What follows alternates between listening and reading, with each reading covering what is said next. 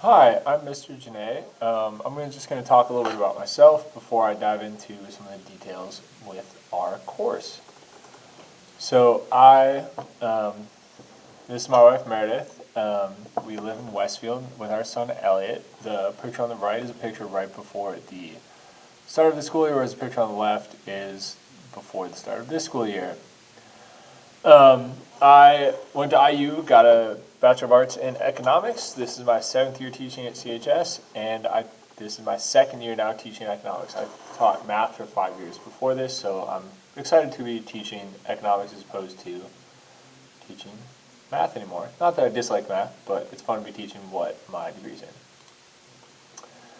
Economics is in the social studies department at Carmels High School, so I made the move from math to social studies, and I like it over here.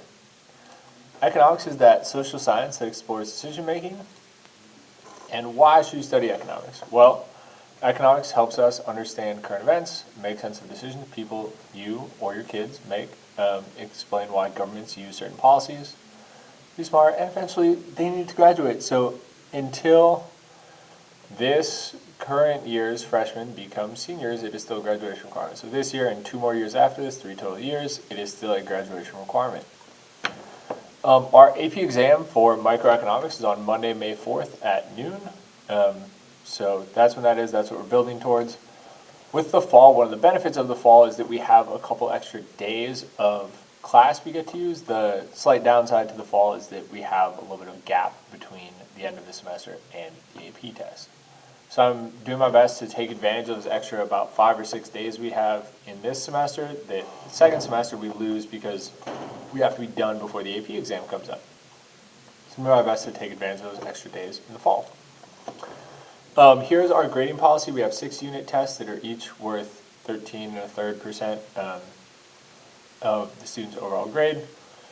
The final exam is 10%, and then participation in class assignments, things of that nature, another 10%.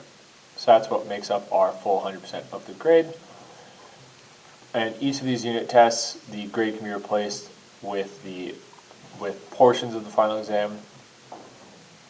You refer to our syllabus for a little bit more detail about how that works. In our course, the biggest thing we're looking for is to respect everyone and everything in our classroom. Class is not a time for Snapchat, not a time for Instagram, YouTube, Twitter, Netflix, any of those nice other distracting activities. And now with the new law in place, it makes it a little bit easier for us to enforce as teachers that class is not a time for phones. Keep those phones away, no headphones while I'm talking, very important, and help students focus on what's going on. Final one, be on time, be kind, help one another in class. It's a big thing I'm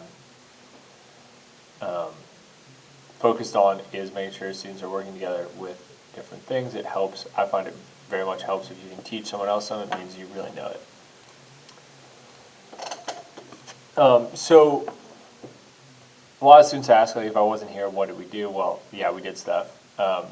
Check the calendar. There's a link to calendar on Canvas. And the third thing is, did you check Canvas? So when you go to Canvas, you can check Canvas, see it's listed out day by day, each thing we've covered, so you can check Canvas, see what's going on there.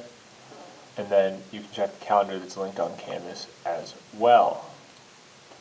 So on Canvas, there's an agenda for the day for each day. There's a link to the other resource chapter. There are notes and PowerPoints from class. And there's a YouTube playlist with lots of helpful videos and some old class lectures. These are class lectures from the previous teacher, Mr. Bradley. As you saw, I have a young child, about 1.5, so I don't have time to record new class lectures. So we have relatively similar material, so he's got those class lectures, some videos of those, but I have not re-recorded different ones. So those are out there and can be helpful if students need them. Best way to contact me is via Canvas message. You should include your class period, especially at the start of the year. As parents, you guys can contact me via Canvas message if you have that. The reason I prefer Canvas message over email is that Canvas message shows up in 2 places for me as opposed to 1. But if you just want to communicate through email, that is totally fine. I don't have a problem with that.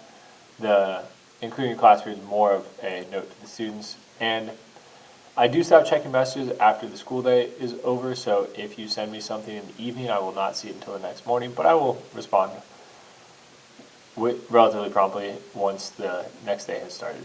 So, thank you.